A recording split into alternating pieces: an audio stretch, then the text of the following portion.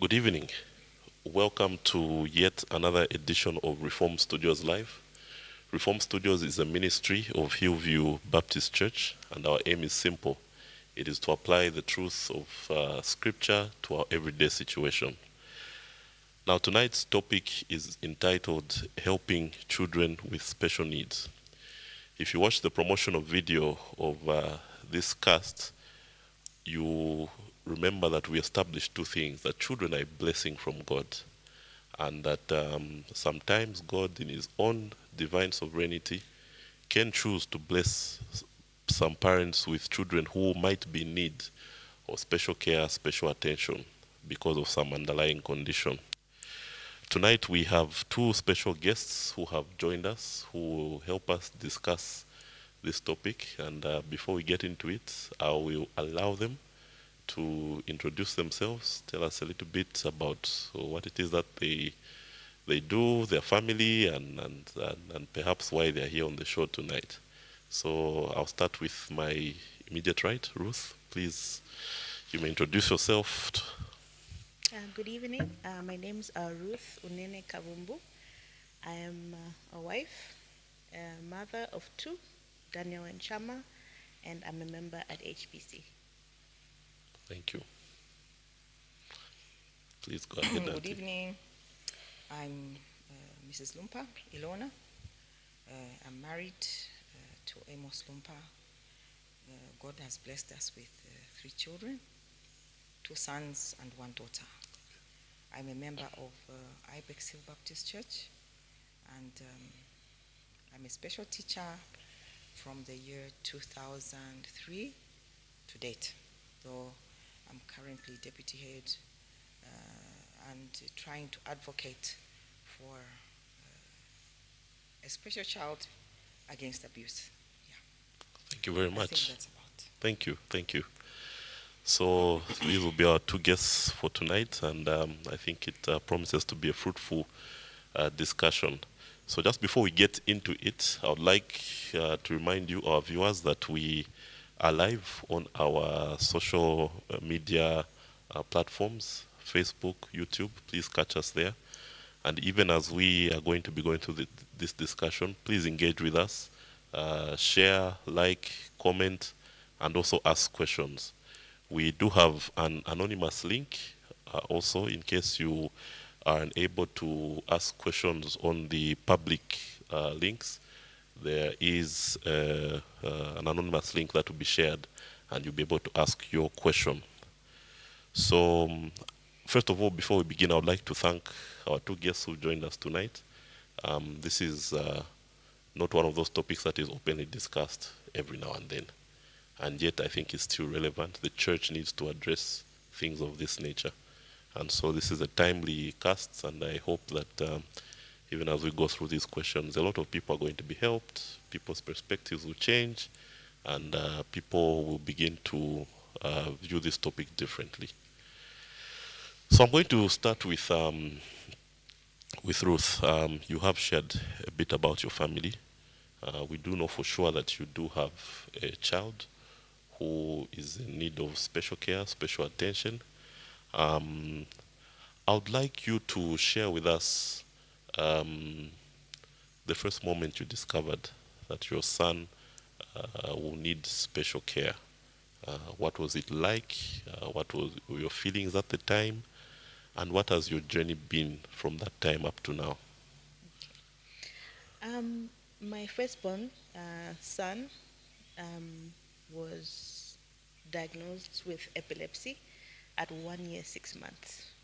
So he grew up just fine, very healthy baby, hitting all his milestones until one night when he was unresponsive. We found him unresponsive and rushed him to the hospital. So that initial time, it was very scary. It was confusion. He wasn't sick.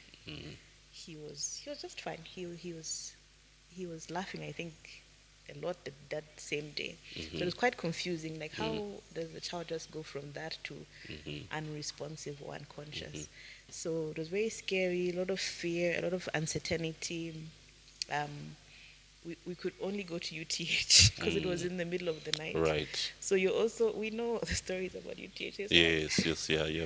are we in the right Yes, place? yes, yes, yes. Yes. So those are the feelings at the time, and I remember thinking, is this it? Because he was a very lively child. So to see him on the bed just unresponsive, they were poking him, so it was very, very scary. So yeah, he was diagnosed. We did tests, and unfortunately, the tests that we did, they didn't really show anything. So after a few more visits, they gave us the diagnosis of epilepsy, and the journey began. It's been it was up and down. The healthcare system is a bit tricky in Zambia, so we would talk to the doctors or with family members when we question certain things, and they'd be like, "That's how boys are, you know. Yes, Boys yes. are they're all over the place." So we only noticed as he grew older that there was a bit of going outside the normal bounds. So we met with a specialist, and we were told that his epilepsy comes along with some autistic traits. That's when we realized, okay, now we need to add the special aspect, like we need to add more attention. Our parenting needs to be a bit more intentional. Yes, so the journey has been, it's been up and down. At this point in time, I can say we are in a better place. Right.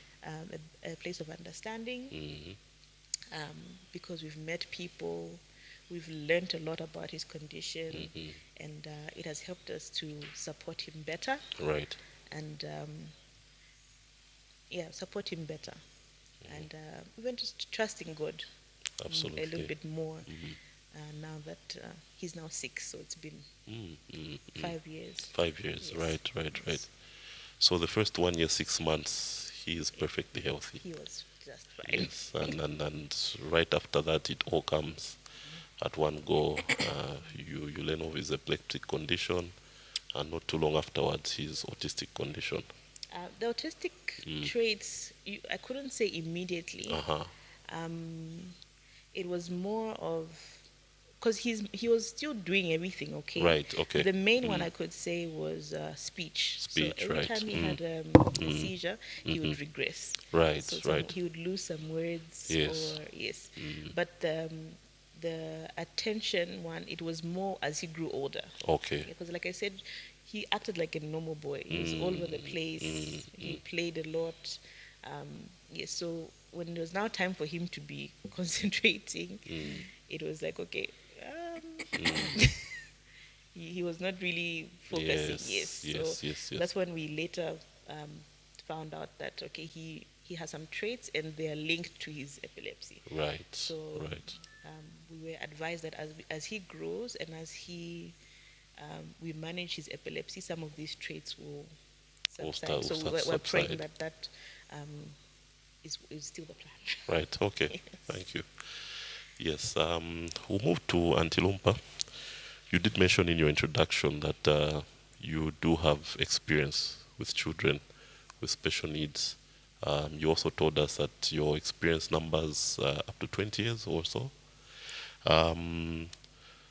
You are an educator of these children. Yes. Yeah, so clearly you've met them, you understand them. It may not be just the conditions that Ruth has talked about. From your professional perspective, a family like Ruth comes to you the very first time. They're experiencing this it's new. They never planned for this. No one ever plans for these things. What is the first thing you want to tell them? Whether it's by way of encouragement or just like what is your initial advice to them? What do you tell them? These are distressed parents, you know. They've got you know how it is with parents. You want the best for your children, you want their best future, and then they're faced with this situation. What is the first thing you tell a parent like Ruth meeting you for the first time? Oh yeah. My experience with parents, with children in their formative years, is that I want to learn. I want them to learn two perspectives. Okay. I will not limit it to epilepsy and autism because special needs, Yes. it's broad. Mm, Yeah. mm, What I want them to learn mhm, is that firstly, disability is not inability. Mhm. There's hope. mm, Why do I say that? Mhm. You can give examples. mhm, In as much as parents are distressed, mhm, they need to know that there are other children whom God has given us as examples even now. mm, There are those who are born without hands, mm, but you find they are able to write mm, mm, and they are able to do not only house chores, mm, but some are able to even farm. So many. The other one is there is an example of a baker who's blind. mhm, He bakes far better than those of us who call ourselves we are bakers. There's a child who is nonverbal, but when you see him handle the computer, his programming, mhm, you are left with awe. You are left wondering. You are left to even want to tear mhm, when you see how able that child mhm, is able to do the whatever talent, whatever skill God has placed in them. So that is one. mhm, Then secondly, on a biblical perspective, which must envelope all our thoughts. I look at it from Exodus chapter 4, verse 10 going downwards, when God wanted to send Moses to go to Pharaoh, that tell him to let my people go, because the Israelites were suffering. And they cried to God, and he heard them. So when he told Moses that I want you to go to Pharaoh, he complained that I'm slow of speech, I'm slow of tongue. He was a stutterer. But God told him that who made man's mouth, or who makes the mute, the deaf, the seeing, or the blind? Have not I the Lord? So in all this, what I want, or what I do when I meet such parents, is to give them this mind. It is a comfort to know that God is in control, that he is one who made this child the way they are. So that is, those are the two perspectives that I give to the parents. Wonderful. Yeah, that's a great start. So you firstly want to remind them that they are not the only ones going through this. You give them examples of children, maybe who've even grown up and are thriving. In spite of their disability, God has blessed them in other areas where they are able and sometimes even do things better Yeah. than other normal children. Yeah. And you've also mentioned that God is aware. He knows. He didn't do anything by accident. No. Yes, he knows why he did what he did. So yeah, so great perspectives. So moving on, still with you, Auntie Lumpa. We are Africans. It's sad to say that children with disabilities, Africans tend to think that everything should be fine. You have a child. If there's something wrong with the child, maybe it's something that you did, maybe there's something wrong with you. That's just an example of some of the misconceptions as Africans. What, in your experience, what are some of the misconceptions that you have encountered, misunderstandings? Sometimes people may be conscious, they may be unconscious of what they're saying, what they're doing. What are some of these things that you've run into over the years? Yeah. You've already mentioned one. I'll just add on. Yes. Yeah. So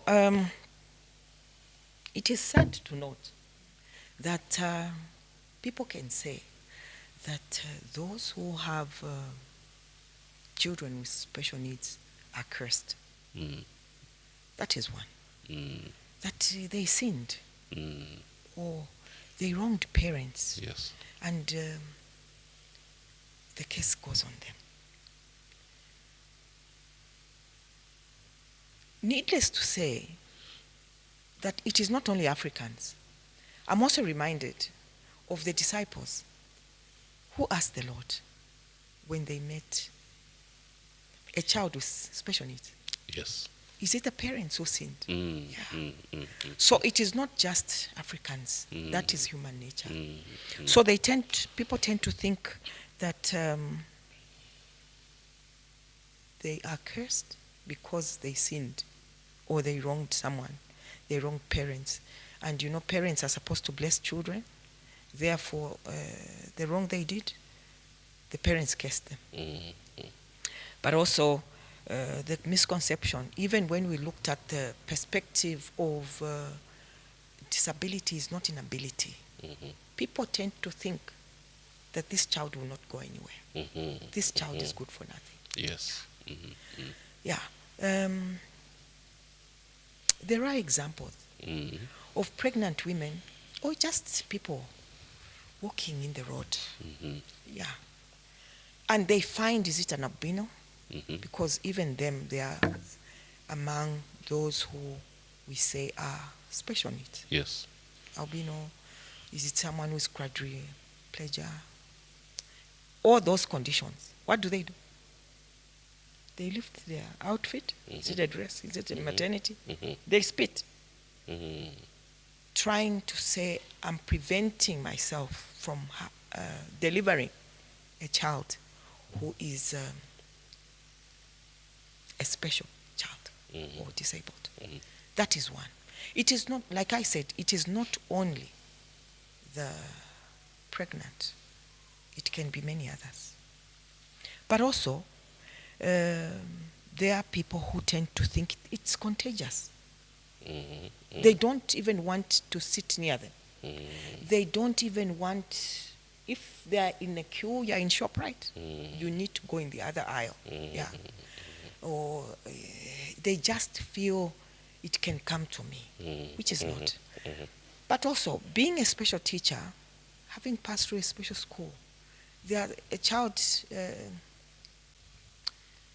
can be in a skills class. Because sometimes these conditions, some children are not able to fully finish their secondary school. So at some point, we take them to go and do skills. And you find some are carpenters, you find some, they are into catering. So if you take, for example, a child is learning to bake. Yes. Or to prepare a meal. When they prepare a meal, teachers, other adults, or other children, they don't want to taste the food that this special child has prepared. Yes. Because they think it can come on them. They just have these ideas, or they have wrong thinking concerning these children who are special, that it can come back to them. But also, some people tend to think that these people are mad, but they are not. For example, the way Ruth has said, the child was growing well. Just fine, yes. With the developmental milestones, just like other children. And there comes a day where the child was 1 year, 6 months, and there the child becomes epileptic, and then later on there's also autism. I don't think it is right. It is wrong to say that a child is mad. Yeah. So, and the other one is that they tend to think that they were bewitched. Yeah. So those are some of the misconceptions that are there on the negative. But on the positive, when a child is doing well, this special child, people fail to, like I said, you are left with awe. But for us who are Christians, Mm-hmm. we see the hand of God. Yes. That by His grace, He has made this child to be who they are. Absolutely. Thank you very much, Auntie Lumpa. So just in case you have just joined us, this is our Reform Studios live for today. We are uncovering the topic helping children with special needs. We are joined by two special guests, Auntie Lumpa and Ruth, who are helping us handle the questions that we have before us. Please do feel free to engage with us on our social media platforms, and you are also welcome to ask questions through the same platforms. An anonymous link has also been shared, so if you are unable to ask questions openly, you can take advantage of the anonymous link. Now, Ruth, Auntie Lumpa has listed a number of misconceptions, a number of misunderstandings. Some of the things are hurtful. They can be hurtful for a parent, you know. Are you able to? It may not be the same misconceptions that you've encountered. It could be something else. It could be different experiences. What can you identify? Or are you able to identify with what Auntie Lumpa has shared? Yes, I definitely can. Mm-hmm. Because even the help that you get, even from relatives, is go and pray for the child. Mm-hmm. Go and see that papa.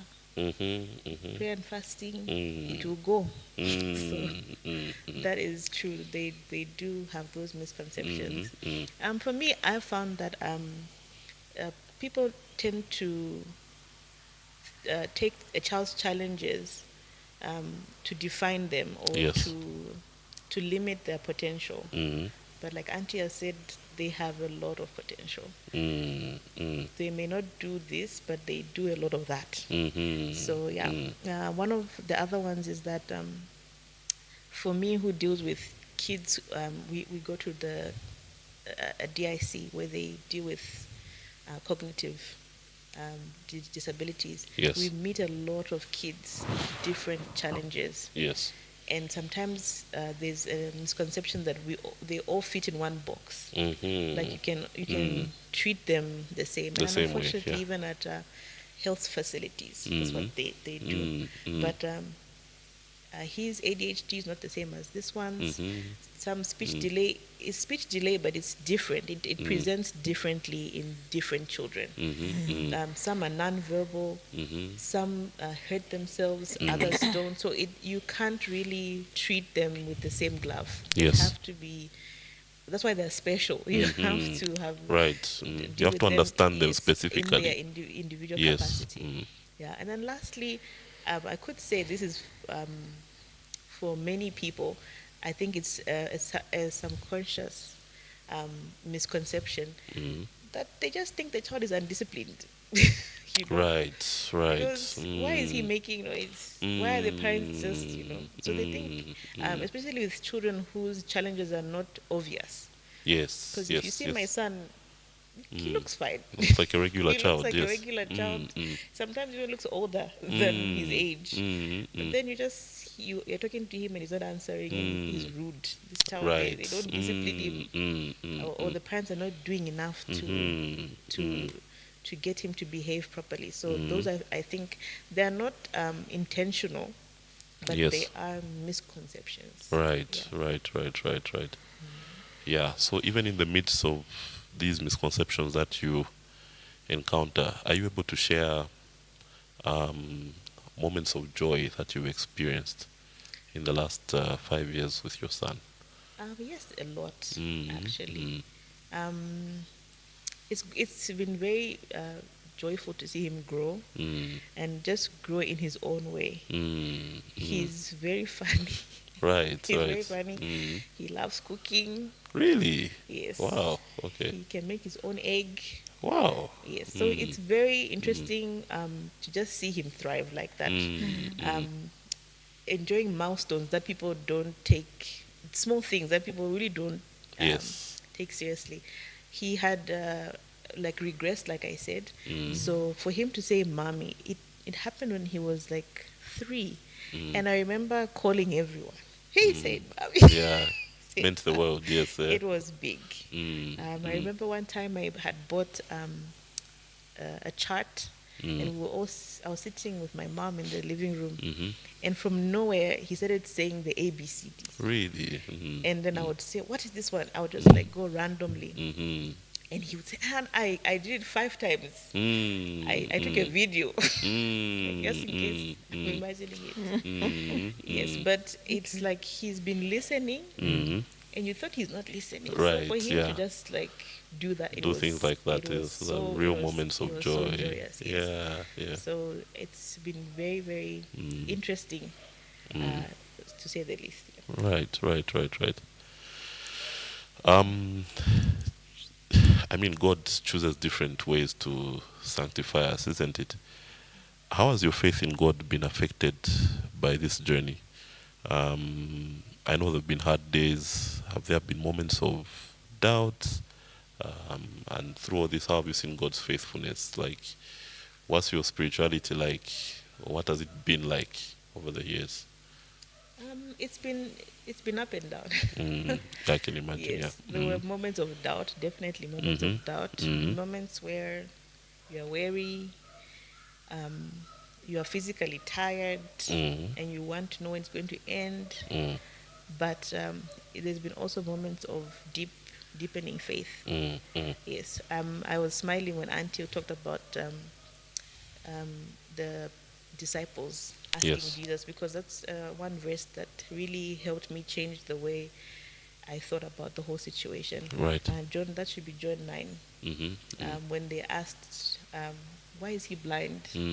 Is it the sin of the parents? Yes. And then Jesus answered them and said, no, it's not his sin, it's not his parents. He's blind so that the work of God can be displayed in him. Yes. So that changed my perspective to, okay, God, what do you want to teach us Yes. through this child? So we didn't get there quickly, but we got there. You got And there eventually, yeah. there's the burden or the weight, it lifts, and you just trust that God's in control. Wonderful. Auntie Lumpa, I suppose in your line of experience, you do not only experience the child, but you experience the parents to the child, the siblings to the child. So from your vantage point, what are some of the key emotional or spiritual needs you observe in parents and siblings of the children that you teach, that is, the children with special needs? Okay. The emotional and spiritual. I think when you limit it, you're not being fair. Right. I'm failing to, because there's also the financial. Yes, please There's feel free also- to expand on there's- it. Yes. There's also the relational. Certainly, the impact on the family is that they experience stress, they experience anxiety. There's an emotional toll, or emotional strain due to the child's needs and societal pressures. But when you look at the siblings,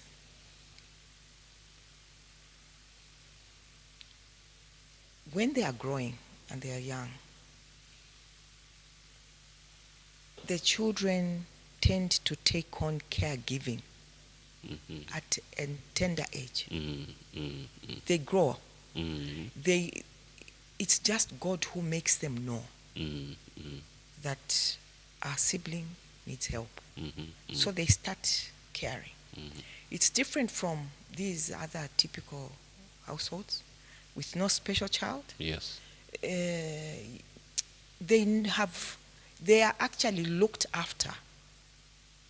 They are babied, such that for them to grow up to make their beds or to cross the road, it's normal, But a child as early as under 5, they know that my big brother or my big sister, they need help. And you see them trying to go to the car with them.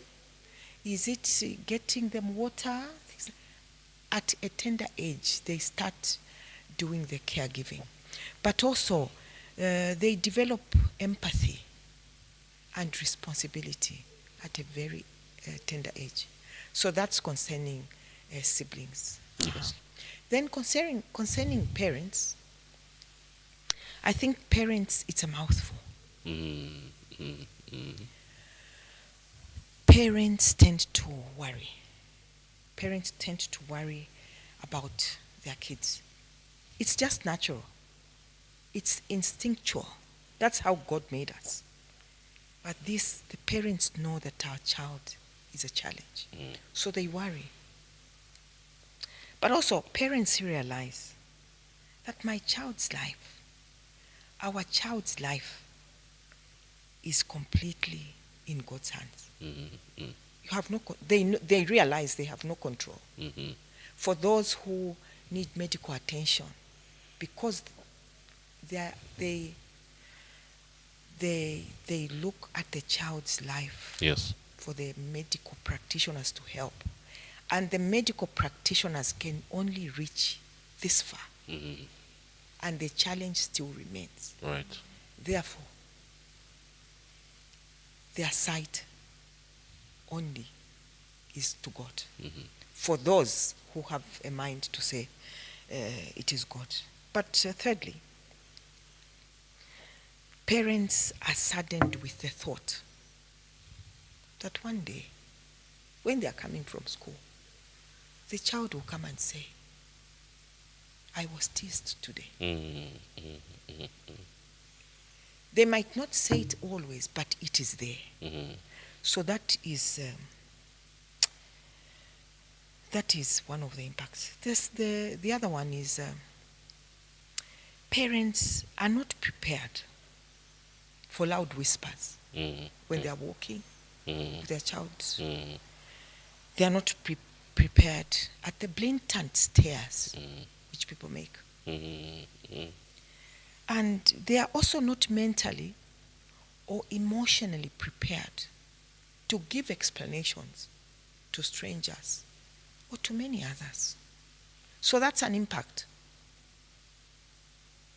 People see that their child is different and they know it, but it's not always that they're ready to explain.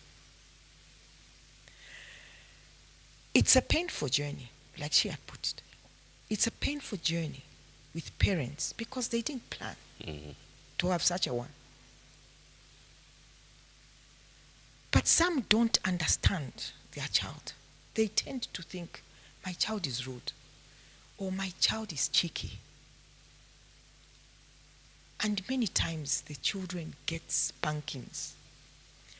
But for example, for autistic children, especially for those who are, they can be mild or hyper, severe. Even when the scriptures tell us to use the rod, autistic children, they are special children, and the rod won't work. You just need to know how to deal with them. So that takes a toll. It's an impact on the parents. I said it is sad that they don't understand. But can you imagine? It is sad to say that some husbands, some, not all, some husbands tend to retreat, which makes the wife carry the burden. Of both parents. There comes resentment in the home. A home which was filled with laughter and light, it becomes dark and dreary. Sorry to say, even romance becomes an illusion. There are some couples who have even divorced because of blame game. And sometimes because the tag, they want to run away and say it's your responsibility. Yeah. The percentage of those who dump the child for women, it is small, but many times it's the men. Such that even when you go to the hospital, Many times the ones who have these special children are the mothers, and the fathers are not there. I have an example. This man, this couple were blessed with 2 children. The first one was blind. The second one was blind. And it's a toll. So this mother wanted to take the child to the blind school. The child had turned 5. So the child was rejected. Not really rejected, because government schools usually admit children who are 7 years old. So this is a government school for the blind. So when she was now heading home, she passed by a home and asked for water, and asked, she was given water, so she made a 5-year-old take, and also there was a baby on the back, and she had to give the baby water from the back. And where are you going? She said, I'm going back to the village. I wanted, she now had to explain that I'm going back home. I was thinking if the child was taken on in this boarding school, my load was going to be light, because even this one here on my back is blind. And then she was asked, but where's the father? He went and married another one. And God, in his goodness, in his sovereignty, where he went and bore a blind child. Really? Yeah. So sometimes that is why I'm saying some couples have divorced, and there's blame game. You can't blame someone. The one who has given you this child is God. Such that the example that I'm giving for the one in Eastern Province just shows it is not the woman. It is God who has given you, such that even when you go to marry this other one, even there, God humbles you and shows you that it is I. Yeah. So those are some of the impacts, but also it tends to be expensive if at all the child, this special child, needs medical attention. Yeah. So it is a toll when a child is in diapers. You can imagine diapers from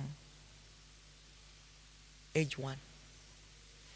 Not even age 1, from 0 to the time that they are growing. They cannot, their disability is that they cannot go to the toilet, so they are always in a diaper. You can imagine how much a diaper is. Yeah. So it takes a toll. It's not just diapers, but there are all other medications and things like that. So there is an impact there. Yeah. But also the other impact is there are some children who, for example, they're autistic. When a child is dropped at school, the parent or the caregiver should not go home, because sometimes they become aggressive, they become agitated, and sometimes they can overpower the teacher. So what happens in such a scenario? They have to call the parent or the caregiver who is waiting outside. So when you drop the child, for example, at 6:45, and lessons start at 7, then the parent needs to be there until the child knocks off, just in case. But also, they have to wait. Sometimes it's because, depending on the condition, they need to wait for the child to knock off, because they don't have money, if at all they are driving for fuel, to go back home and then come back. Yeah. Or is it a bus and things like that. So it is a toll, because they need the attention. Yeah. So those are some of the impacts I can think Yeah. of. It's tough conversations, really, really tough. And I think what I'm getting from you is it's not only the child who needs help, the parents and the siblings go through a lot, and not everyone really appreciates that struggle. So thank you for giving us that perspective. I think it really immerses us into the lives of our brothers and sisters who have to live this life. Um, let's move on to church life, and I'll be asking Ruth this. The church community can be a source of support, you know, but sometimes families can feel isolated. That is, families with children with special needs. Can you share a time when you felt truly supported by your church? But conversely as well, what is something that you wish your church family understood better about your daily life when you come to church on a normal Sunday morning? What is it that you want the church to understand, the people around you? Yeah. So you can start with a positive, where you felt that, oh, the church really, if they didn't at all, tell us so that we will learn. I know they definitely have. I think just checking in, Mm-hmm. praying. Mm. I started making it a point every cell group when you have the prayer month to just ask for prayers on that specific point. Mm. So praying, checking in. And I would want to say that sometimes even I don't know what support I need. Really, yeah? So I don't really put too much blame, or I don't see it negatively, because I'm also trying to figure out, I also don't know what support I need. So it's a journey of learning.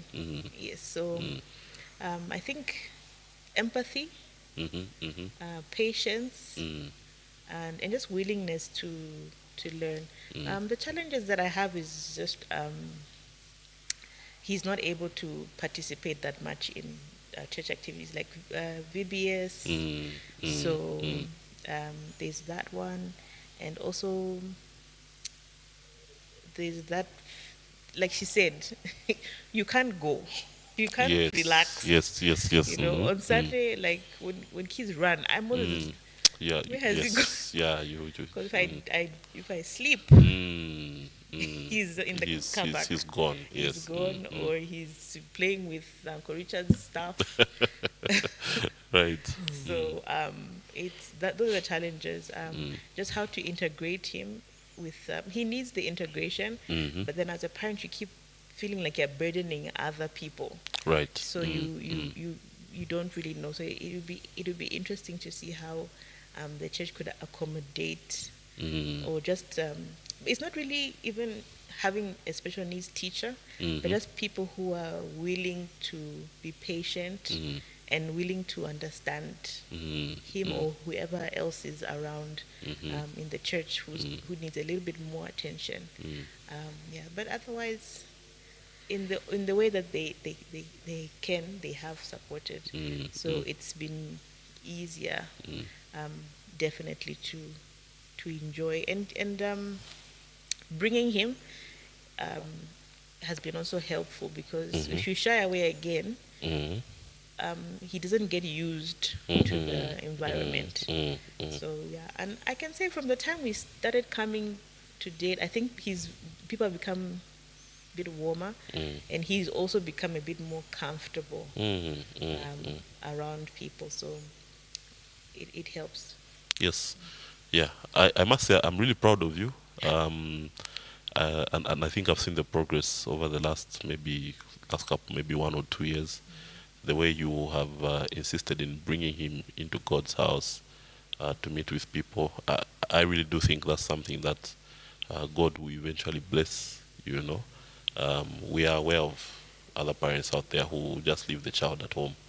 You know, like you're saying, you don't want to feel like you're burdening other people and that sort of a thing. But the one thing that I've gotten from you is you would maybe sort of like to see a better awareness. It may not only be you, maybe other parents as well, the church should promote, Auntie Lumpa will speak a little bit more into it, but they should promote activities or programs that will be deliberate in nature, because a church is an open door. You will receive so many people who will come from all walks of life, all sorts of challenges, and to a large degree, you must accommodate everyone. Yeah, so thank you for that perspective. Now, Auntie Lumpa, in your experience, I think Ruth has touched on it a little bit about what her experience is coming with her son to church. You are an experienced educator of children with special needs. What are the most important ways the church or faith community can create a welcoming, accessible environment for a child with special needs, not just in a classroom, but also in all aspects of church life, you know? Yeah. What is cardinal, she's mentioned, our attitudes. Right. As a faith community, our attitude matters, because it will not only affect the child, but also the parents. Parents are concerned. How is my child being treated? Is he fitting in? So if our attitude is not good, you will actually make some families not come back again. So we need to have an attitude which there's patience, there's understanding. And to understand, it is good to befriend the parents, because the parents know the child well. As a Sunday school teacher, or just friends, you should be able to ask, how do you go about? You befriend and talk, you talk and get to know the family, such that even when you are talking, asking about the child, they will see that it is because you have accepted them and you want them to feel at home. So it all borders on our attitude. So parents should be able to give proper feedback. It is not that we are poking our nose, no, but it is because we want to know how are we going to relate with a child. But secondly, the environment must be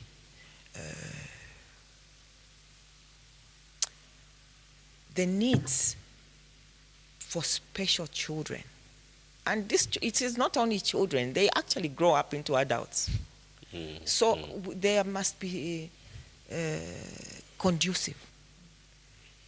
There are children who cannot sit in the church moving about.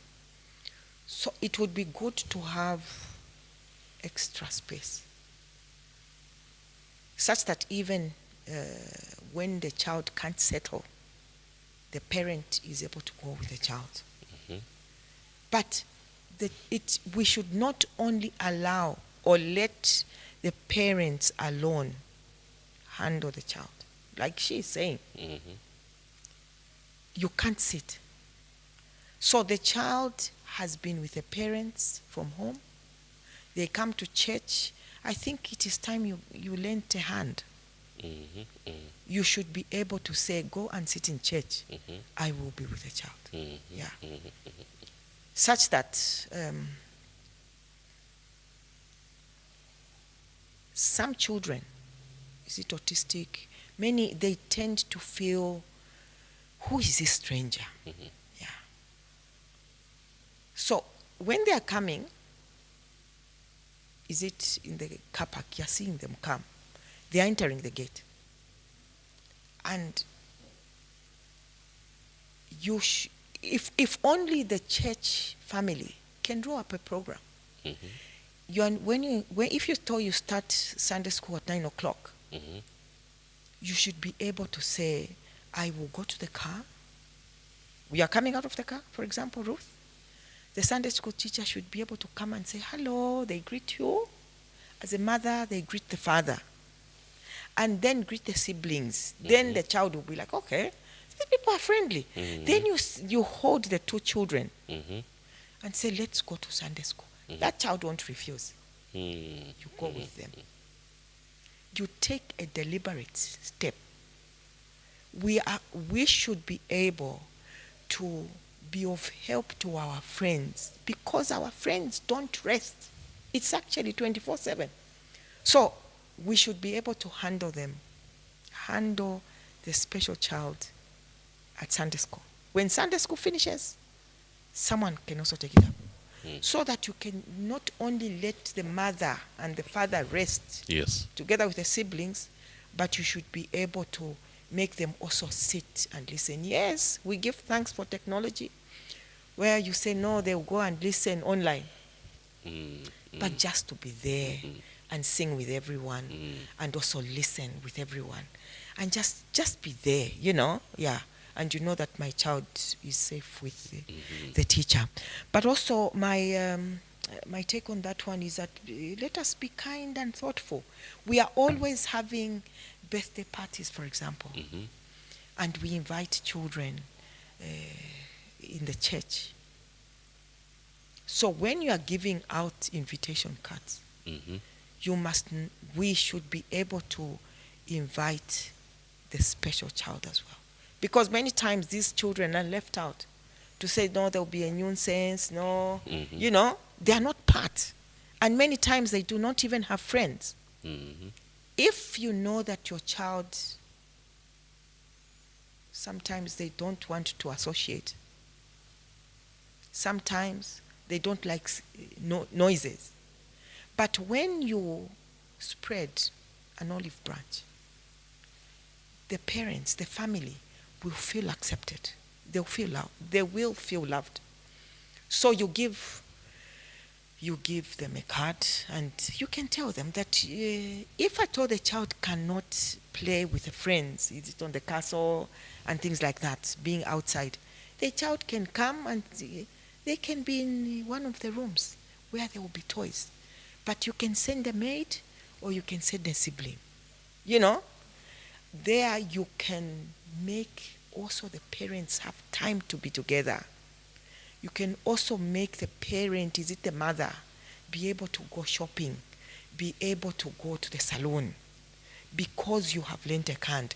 It is not only birthdays, but we should be thoughtful, especially as Christians, to be able to, how am I going to help? How can we step in? Things like, so we must be thoughtful, we must be kind, we must be generous. I think that is my thinking.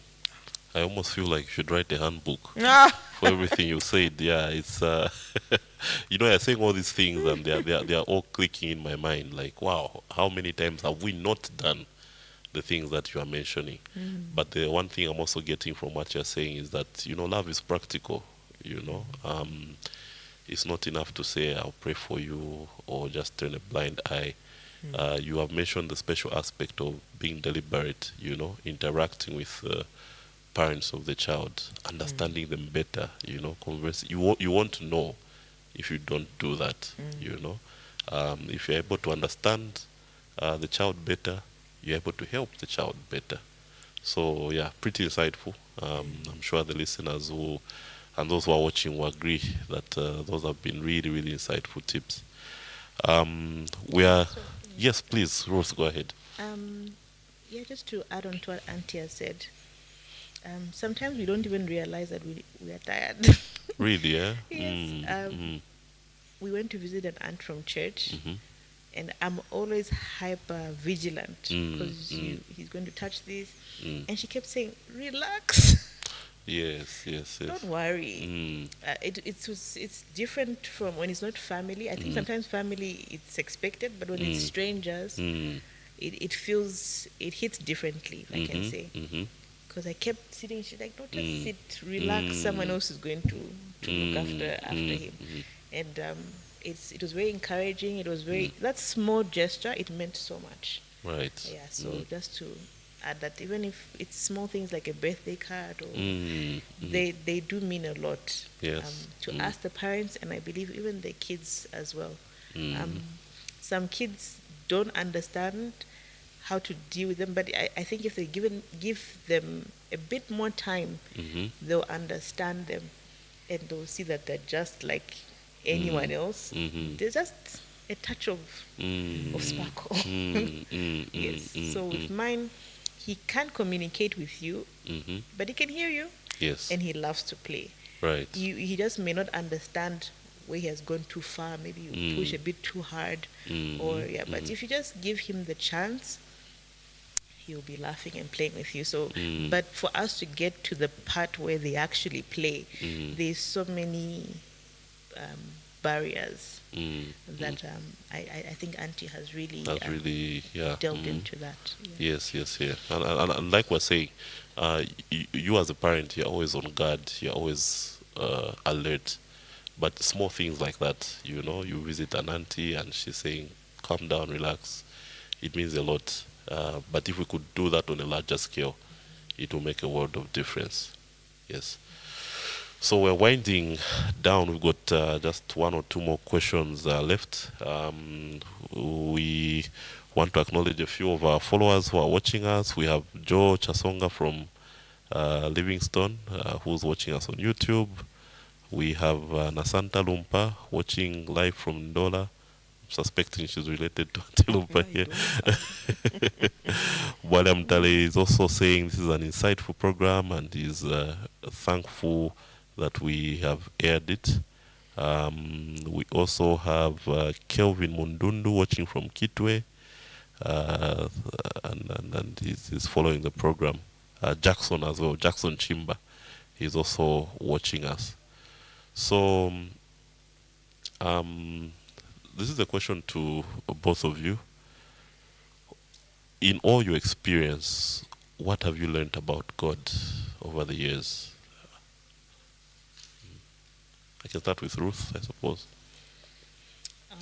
God doesn't make mistakes, Mm, mm, and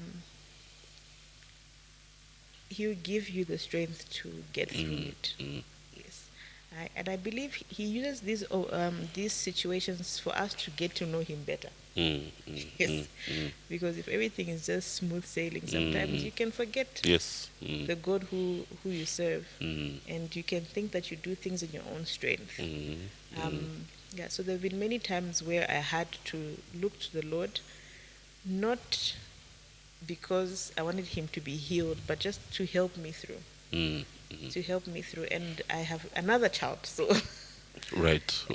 sometimes it's you have your hands full, and the Lord just says, "Trust me, trust me." When you're in the hospital alone, I don't know how many times I've heard mothers crying because their kids have died, and you keep going back to God, and I think that's the main reason.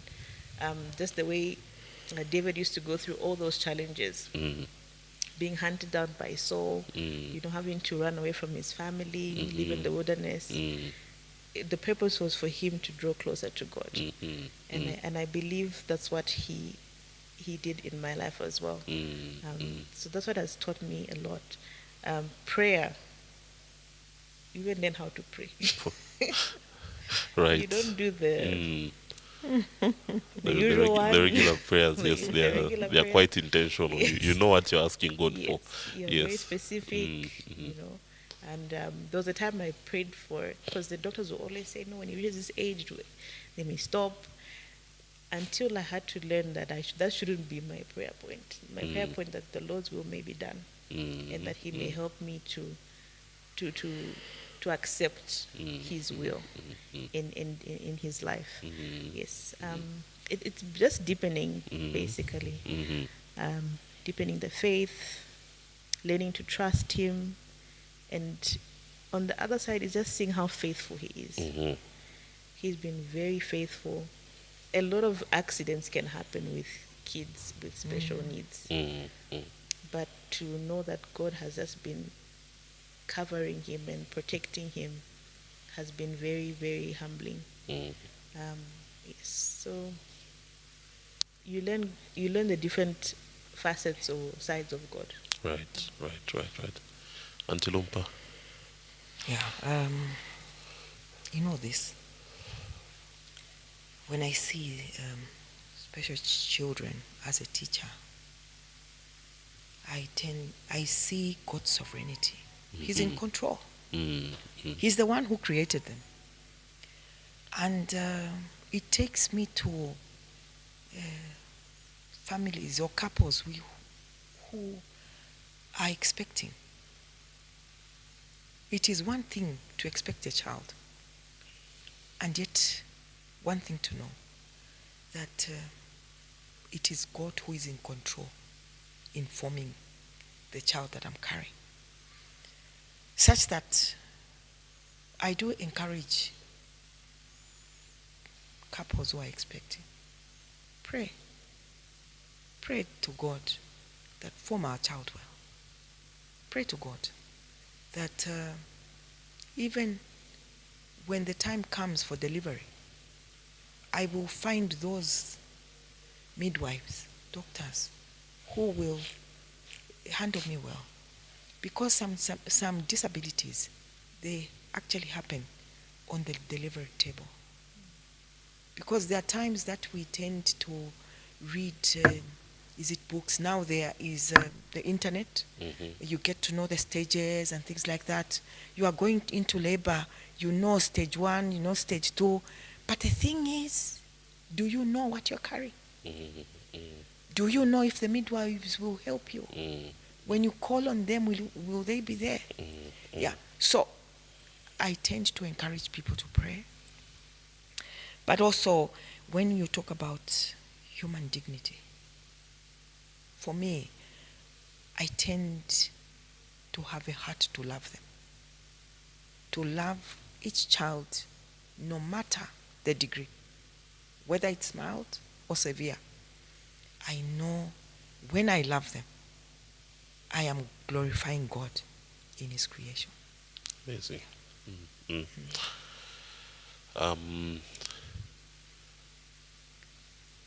Just one of our last questions to you, Ruth.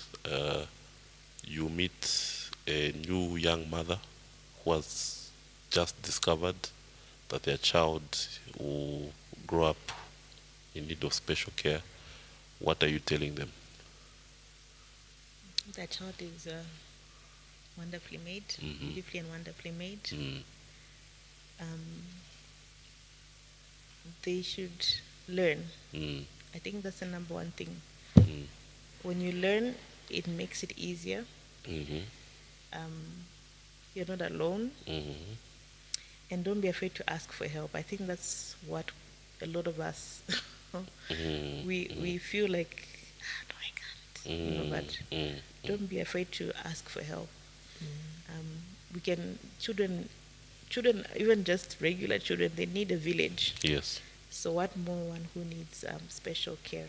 So don't be afraid to ask for help and receive help. If it's offered to you, receive it. And trust God. Trust that He has a plan. Be a plan for this child. Wonderful. That the works of God may be displayed in him. Amen. Finally, so our last question. This is to both of you. We already answered this question in part. I think everything we've been discussing, we've sort of. But I want to specify it. You have an opportunity to speak with your pastor. He's the main shepherd of the church, alongside the other elders, but he's a full-time elder of the church. What do you think you would tell him about this? Like, how would you want him to respond to this plight as the main shepherd of the church? How would you want him to? It can be anything. Should he implement something? Should he be deliberate about it in his sermons? You know, what are you telling your pastor? I go first, though. Yes. Yes, please. Let me try. If such an opportunity ever came. Yes. Yeah. I think it would be good for the leadership, the pastor, to take a deliberate step to educate the congregation. Mm-hmm. Because there are some children who make noise. Not because they want, but that's how they are. Sorry to say, some pastors or elders per se, they also need the training in the same. Right. So they also need, once in a while, they plan to have, is it a seminar or a workshop, so that they get to know, to have an understanding of the needs of these special children. It is not only the congregation, it is they themselves, everyone inclusive. Because we are actually born ignorant, all of us. So we all need the education. But also secondly, if I was here, just like at IBEX, if at all I was given an opportunity, when you are planning to build the church, the planning of the building should be that it must be accommodating to people with special needs. If you put stairs, the one who is wheelchair bound will not enter. If it is entering, then you say the ushers lift the wheelchair with a man on it, you know. Yeah. So it should be made in such a way that it is conducive. Is it for the wheelchair bound? It has a slope. The doors must be wide. Is it the lavatories? The lavatories, it is not everyone who will be able to use the urinal. Yeah, so they must take into account the needs of these special people. It is not only children, but they grow up into adults. So even as you are planning to build, you plan in such a way that our friends are accommodated. But also my thinking is, like I mentioned, there must be room. There must be room for extra room. For example, there are churches which have creche, but instead of creche, we can call it creche, where those children who cannot sit for a long time can go and sit. If it's the mother, she will be able to hear the sermon while the child is playing or the child is resting. But also,